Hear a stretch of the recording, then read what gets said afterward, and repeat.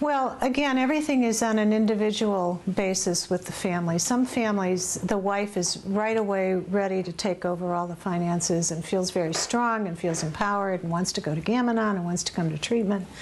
And in other situations, they don't want to do that at all, and they want the gambler to maintain control of the finances, but they want some oversight. They want to be able to access things online. You really do have to do a good assessment and find out where the family member is, how much they're willing to take on, how strong they feel. Some family members, and I encourage this, are willing to go to Gam-Anon. The problem with Gam-Anon that we've experienced, at least in Connecticut, is that Gam-Anon is much stronger about you have to do this, you have to do that. Yeah.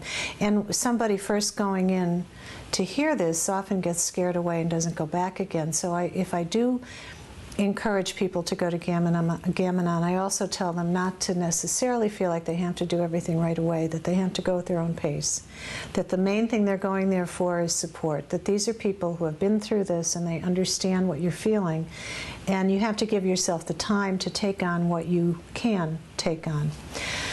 So I try to take that slowly if I sense that the client's not willing to do it, or obviously if there is some underlying psychiatric problem that needs to be addressed, most often either depression or anxiety. I might want to refer them to a psychiatrist for an evaluation. They might really feel unable to do anything at that point until they feel better, and if they're willing to see a psychiatrist. So there's a lot of different avenues that I have to explore. But again, the thing that I really like about doing this work is that you have to keep the practical aspects of it in focus right from the beginning.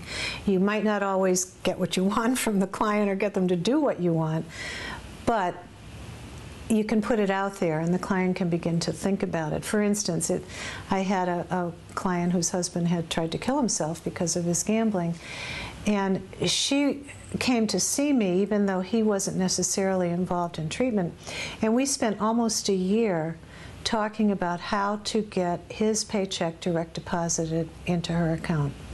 She just wasn't ready to do it. I mean, literally it took us a year of weekly meetings to talk about it, think about it, her talk to him about it, she'd come back to me, and eventually he did it, and she took over the finances. But these things don't change overnight, as you know, and so eventually it worked out, and she did the finances, and they caught up, and he stopped gambling, but it takes time.